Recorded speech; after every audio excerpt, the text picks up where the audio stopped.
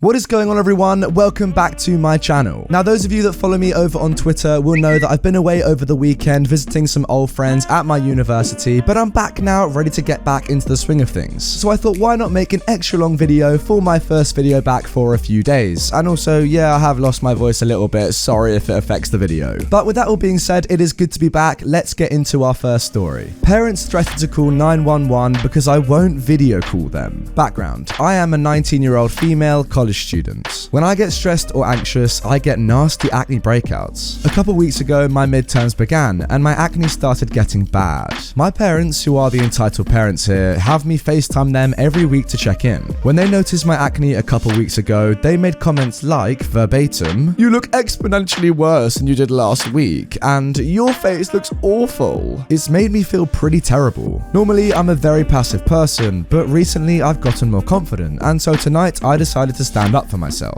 For some other context, I have a mental health condition that my parents are very concerned about. My condition is well regulated and I haven't experienced any significant flare-ups in over a year. Regardless, if I get stressed or worried, or if I otherwise act out of character, my parents immediately assume my condition has worsened and that my life is therefore in danger. Fast forward to tonight. I called my parents at the scheduled time, and when they said, "Hang on, let's switch this to a video call," I said, "I'd rather we keep it an audio call. In the past couple weeks, you've made some comments about my complexion that I was uncomfortable with, and though I know you didn't mean anything harmful, it still hurts. And since my face is still broken out, I'm not comfortable talking to you over video." The tone of my parents' voices changed, and they said, "OP, turn on the video. You don't have a choice." I stood my ground and just repeated, "I'd love to tell you about my week and hear what's been going on in your life over the phone. I'm just not comfortable using video." My parents didn't take that for an answer. Since I rarely say no to them, their first thought was that I was mentally ill again. They told me, "We need to see your face for safety reasons because we need to make sure you're healthy."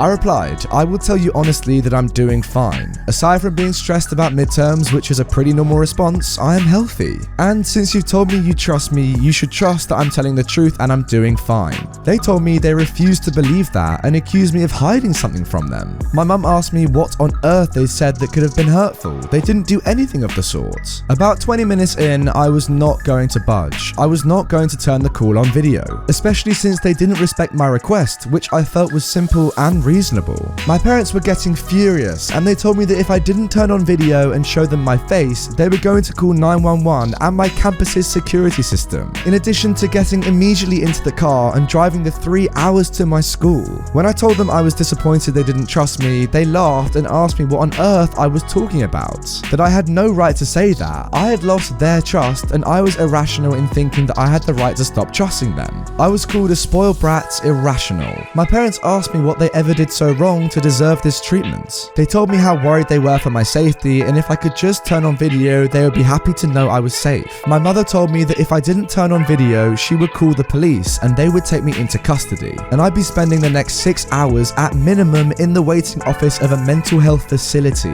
I was told that I was acting immature and I wouldn't be allowed to attend the summer program I've been accepted to. My father told me I was shutting them out and told me that if I didn't want to lose all their trust and respect, that I would have to turn on video. I just kept saying, "I'm disappointed that you don't trust me enough to respect my decision. All I asked was to keep the call off video this week, and I understand and appreciate that you're concerned for me.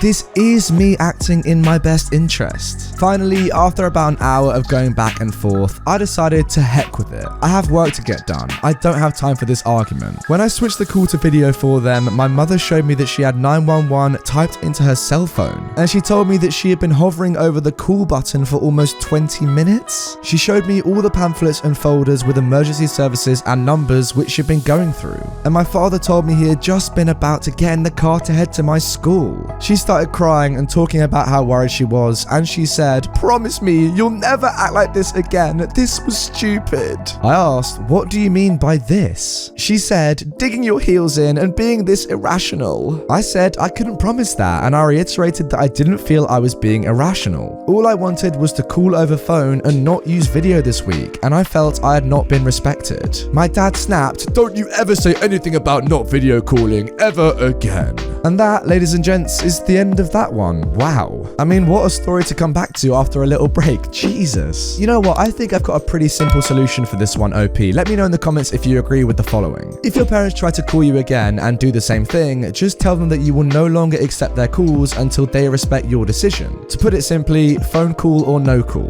Like, come on, this is nothing but insane. No offense, but this sounds a little bit like emotional abuse to me. That stuff about the police, it sounds like you are legally an adult and therefore they can't take you into custody, but anyway, that doesn't matter. That is just insanity. I do understand that your parents want to make sure that you're absolutely safe. I get that. Every parent wants that for their children, but asking you to turn on video when you're on phone call already, that doesn't make any sense to me. If you're calling their child, you should be able to know by their voice and their tone and what they're saying if they're safe. You don't have to see them. And also, if they're telling you, no, I do not want to turn on FaceCam because you're going to abuse me again, then respect that decision. Oh, I don't know. This one's kind of annoyed me, to be honest. Anyway, let's move on to our next story. Entitled Mum Yells at Me for Bad Service and then asks me for a job. So, I'm the manager of a popular fast food chain and our store is crazy when it comes to service because of the demands of the owner. You get better service in our dingy little burger joint than a 5-star restaurant. We rush to open the door for our customers as they enter and leave. We serve them at their table, clear away their dishes, and we bring mints at the end of their meal. I'd also like to point out that we are not allowed to take tips, and if customers do leave tips, it goes to the owners. Okay. Also, we always go to the table after the customer has had a few bites to make sure everything is to their satisfaction. Anyways, this entitled mum was dining in, and apparently she is a regular, though I've never seen her before. She comes up to me in the middle of a huge rush. Excuse me. Hello, can I help you? Your employee was really rude. I want her fired.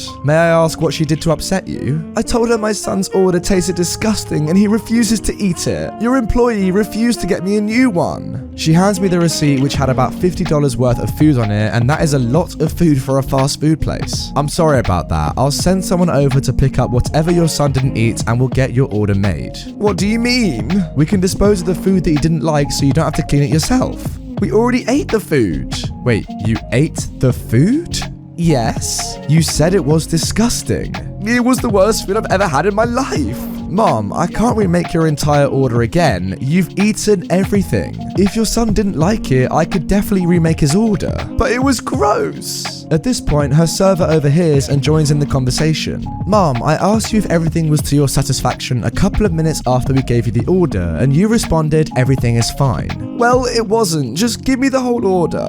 I'm sorry, Mom, but I cannot do that. She went nuts. I can't believe this is happening. I've never been treated with such disrespect. My son deserves to eat with his family. He will feel self-conscious with everyone watching him. Yeah. Mom, I'm only able to fix what was wrong with the order, which is your son's food. The service here used to be amazing. It took us 3 years to beat you guys to the door. I told all of my church friends how good you guys were. Now you want to embarrass me? I'm sorry you are not satisfied with the service today. She cuts me off. I'm going to tell all of my church friends about you and your scam. We are going to get you fired. She proceeds to storm out without her children, who are scurrying after her once they realized that she wasn't coming back. I brushed this off and sent my report into the owners in case they called corporate. 1 week later, I'm working the same shift and in walks the entitled mum without her children. She comes up to me and smiles. Hi, I'm wondering if you're hiring here? I'm obviously stunned. What?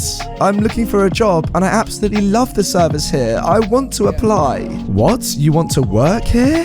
Yes, your service is amazing. It took us 3 years to beat you guys to the door. That's how good you guys are. We always recommend our church friends here. I really want to be a part of this team. At this point, I'm at a loss for words. I put on the sweetest smile and said, Lady, I can assure you that I will never hire you and I will make sure that none of our other locations hire you. You are the last person I want on my team, so I will not be accepting your application. I don't think anyone has ever spoken to her like that before because she just stood there with her jaw flapping open and shut, trying to process what happened. To be honest, I wasn't even sure what happened. I had never spoken to a customer like that before, and it was very thrilling. Since she didn't say anything, I continued. You are more than welcome to tell your church friends what I said. And I walked to the door and held it open for her. She was silent as she walked out and didn't even acknowledge me when I wished her a lovely day. Okay, that was a very interesting story. Let me give my thoughts on this one. Firstly, this is awesome karma, and it just proves never be mean to anyone because, you know, one day you might ask that same person for a job. Secondly, yeah, if her son's food really was that bad and wasn't what it said on the menu, then fair enough, get a refund or get it made again. But after eating the food, no, that doesn't really work, lady. And thirdly, just a minor point in the story, but a major point for me in my head, why do your owners take your tips? I know that a lot of waiters are normally paid less than the minimum wage because there are tips to compensate, so I really hope you are paid more than that. That's a really immoral issue in my opinion. The whole point of waiting and doing your job well is to get tips that benefit you, no? If your owners are taking them, then what's the incentive for you to do well? That's just really, really crazy. But overall, yeah, another very interesting story, that's for sure. Now for our third and final story. The day my professor stopped a Karen from murdering a kid. Oh my god. This is not something that happened to me. It is a story my professor told us happened to him. I think this is a true story, but then again, I wasn't there, so I will let Reddit be the judge of that. I thought it belongs here. I hope to do this story justice. Now these are the sort of intros I love. Even if this story is fake, it is a true story on the whole, which I'm really looking forward to. So, when my professor was in high school, he worked summers as a lifeguard to earn some cash. He has many interesting stories from his time as a lifeguard because many interesting people apparently attend public pools. The pool was divided in half by a lap lane. On the top half of the pool was the shallows with a set of stairs for the kiddies. On the bottom half was a small slide that emptied out into the deep end. In hindsight, this was probably a bad design because it meant that kids would constantly swim through the lap lane to get to the slide and back again. Now there was this one lady who would frequent the pool. She would always bring a snorkel and flippers and swim the lap lane, as any sane person would do. It's the peak of summer and the pool is full of kids and their families doing as kids do. Racing each other across the pool, seeing who can hold their breath the longest, flinging water at each other, etc. Now along came Karen, waddling over in her flippers, snorkel piece dangling out of her mouth. She jumped into the pool and began to swim her laps with her flippers and snorkel as every normal person does. Everything is fine for half an hour until my professor spotted Karen rising menacingly from the water like the Loch Ness Monster. She stood by the edge of the pool and screamed, "Get these goddamn kids out of my goddamn lap lane!" My professor, being in high school, was taken aback by this. Remember, he was a lifeguard in the story. He approached her and said, "Whoa, dude, this is a family pool. You cannot say those things." Karen just glared at him. "Mother effer, you had one freaking job. Keep these freaking kids out of my lap lane." She jumped back into the pool and swims halfway down before being intercepted by some more kids. She whirled back around and screams, "This is the one place I can go to get away from my freaking kids. I deserve this. Get these freaking kids out." My professor asked her to leave the pool due to language. She began to slowly get out of the pool, looking exasperated. Do you guys know the look people get when they are thinking real hard about something? You can see the gears in their head churning and you know that it won't be good. That was the expression Karen was making as she planned her next move. Oh, I tell you what guys, if it's a Karen who's thinking real hard about something, yeah, that cannot be good. Okay, let's see what happens. Karen turned away from the pool, shoved her snorkel back into her mouth and fell backwards into the pool, all the while flipping my professor the double bird. Karen began to angrily swim down towards the other end of the pool. My professor could tell how annoyed she was by the heavy puffing coming from the snorkel. Puff, puff, puff. Now, there was a group of 6th grade girls by the lap lane. They were supposed to be watching their toddler brother who was paddling around with green floaties. But these are 12-ish-year-old girls. They are obviously not watching him. They are chatting and playing games as people should be in a public pool. Naturally, the boy scrambles over the lane divides and yeets himself into the lap lane. Puff, puff, puff. Karen came huffing down the lane, getting closer and closer to the boy. I personally like to imagine this with the Jaws music playing in the background. My professor knew instantly that this won't be good, but he was on the opposite side of the pool and watched in horror as Karen grabbed the boy. The boy is so small that her hands fit around his waist, her fingertips nearly touching along his back. Karen rips the green floaties from this kid's arms and shoves him under the water, holding him there. Have you ever seen a person drowning? Their eyes snap wide, their pupils dilate as they lose control over their actions, causing them to flail wildly, even if they know how to swim. As soon as that kid began to spasm and twist, adrenaline took over. My professor had made saves before, but none like this. With all lifeguard training forgotten, he leapt into the pool, shoved Karen away and shouted, "Get off him!" My professor grabbed a hold of this kid kid and swam with him to the shore and hefted him onto the poolside. He called out to his friend and co-worker, "Lifeguard, get the water out!" because he couldn't for the life of him remember how to administer chest compressions. The rage within Karen subsided and the heavy feeling of wrongdoing set in. She grew eerily quiet when she realized what she had done. My professor roared for her to get out of the pool. The police were called and Karen was arrested.